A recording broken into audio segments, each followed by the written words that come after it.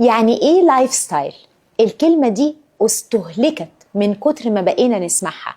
اللايف ستايل يعني كل حاجة حواليك وجواك، البيئة اللي انت عايش فيها وجوه جسمك. يعني بالنسبة للسمكة دي الحوض كله بالمية بالغذاء بالزلط اللي فيه، هو ده اللايف ستايل بتاعها. لو تخيلنا ان احنا بقى عندنا مشكلة مرضية، اللايف ستايل بتاعنا بقى بايظ بالشكل ده. تخيلوا ان في سمكة جوه هنا وبتعاني، انا بقى علشان اساعدها قررت ان انا كل مرة اصلح غلطة عندها صداع فبديها دواء للصداع، عندها ضغط فبديها دواء للضغط، عندها نقص حديد فبديها حديد، وبعد شوية اروح حاطة بدال الحاجة اللي ناقصة دواء، على امل ان انا اصلح اللايف ستايل.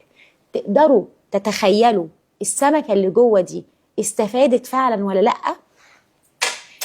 اللايف ستايل الصح وتغييره انك تغير كل حاجة بحيث المية ترجع من اول وجديد رايقة، تقعد مع حد يراجع معاك كل حاجة وتبدأ معاه كتالوج ورحلة جديدة خالص علشان المية تبقى رايقة كده.